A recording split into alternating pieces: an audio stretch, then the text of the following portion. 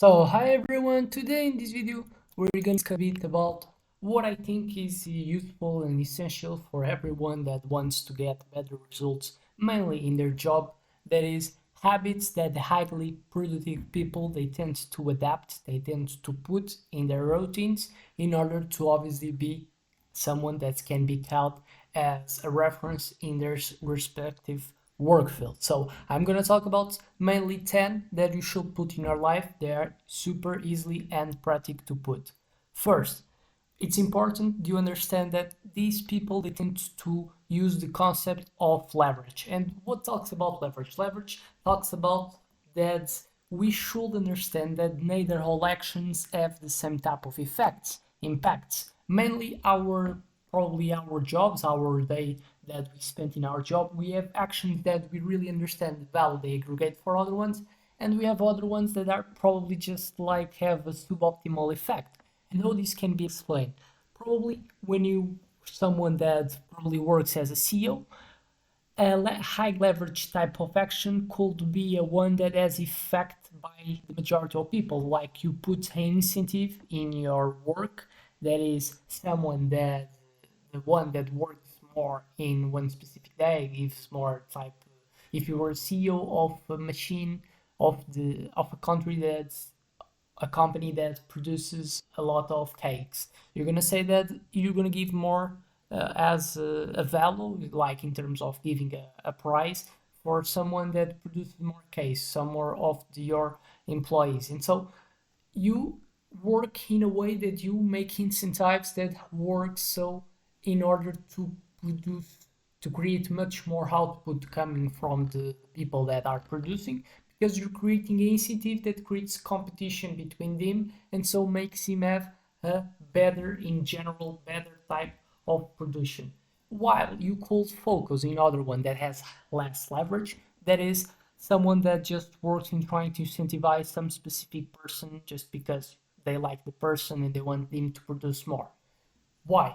This can have effect. These people that I'm acting towards directly for him probably can have effect in increasing so how he creates in terms of output, but it's not leverage because I probably so will spend even less energy or the same, but will have effect in majority of people because I would create a system type of effect other than just the individual one. So this example obviously is applied in relationships in managing output with obviously the work, the machine capital that I have, but this is well something that's applied in our job. So we and majority of the people they are employed by someone, and probably a high leverage activity will come from a question that you do: what really my boss really prioritizes and what he really wants from me? Well, he wants to get profit, and what makes profit? He having less costs and more revenues. How comes revenues? Revenues comes from people getting more and buying more at higher prices. And what manage costs? The cost has to get to spend with people, to machines, to technologies. So if it is what the employer wants most, so we will pay someone that has the ability to generate more revenues than what generates in terms of costs. So what how and how can we work in now that I've done this type of problem solving, how I make more people buying, how I make them buying at higher prices. And obviously, this requires a bit of our knowledge, of our ability to think. It's something that's true. Neither everyone has this ability, but you can develop this skill. And well, you can probably focus in trying to track, trying to work with some psychology type of knowledge that you can so put and work in the sales exercise in your company, and you develop campaigns that works with what psychology says that are tricks that makes people buy so the product and makes so work as a persuasion so towards your company and so making your boss work and gaining more instead of for example working as with all respect but as someone that is in accounting that the work and value that it provides is useful and it's not what I'm saying it, but the value it provides more like a manage the accounts. That's probably even now then you're talking about revenue. You what you receive as revenue as in count. So how much value you deliver, but as well how much scarce you are. And the reality is that accountants they're not neither scarce neither the value that they provide are like the most useful ones. It's much more easy to replace accounts, one that works as account with other one, than someone that has the ability to generate sales for the company. And so you have to understand that is important to get in count that these some habits that have better impact than in comparison with other ones, and you have to understand what are the ones that you so will get expertise in doing it and so receiving more. In the second, that is, I will say, that other thing that people tends to focus in, obviously, by understanding what is really essential to be done, they work in understanding so how what can be the things that can make them don't be able to do what is most important. Now that they have identified what's the actions with more leverage, it's important to look so for the things that cannot be something that helps me to do the action. So probably someone that works as sales that seems to see so action that's important for a company. It's important to understand what makes you don't get so what is your value for the company. In that case, someone that works with sales, it will try to understand what are the things that doesn't have put him able to make sales for the company. It's because he don't have a scalability. It's because we spend too much time in one specific client that probably will be dealt in that time you should have dealt with much more people. So the problem is scalability. The value you deliver is not provided for more people than just one unity, and so it's not something that is important because it's not important in terms of you're someone that works with something that's important, but you're not working in the quantity that so helps you to build a high output in terms of value. So other thing that would be essential, and the majority of people they suffer more with that, is time blocking. So don't get distracted by social media. Don't get distracted with too much reunions in work, and so being able to not being distracted from your activities that they require focus. And now our focus they're naturally like less developed because we are more with receiving pleasure just by scrolling in social media, that it's really easy to access to a lot of information, to see videos that make us laugh, in comparison with putting the deep work that's needed to get so the outcomes that we expect and are so the ones that we get paid, and much more so we deliver it, much more we're gonna get paid. Other thing, it's important that we need to have clarity, because if you're kind of bombed with so much information, you have to get the ability to always understand what you really need to do and what are the things that are needed to make you get so what you want. So we have to get the ability to block as well the misinformation that gets to us. And so what is something that people tend to do? Routine. People that are successful, they tend to make it their lives in terms of program what they're gonna do.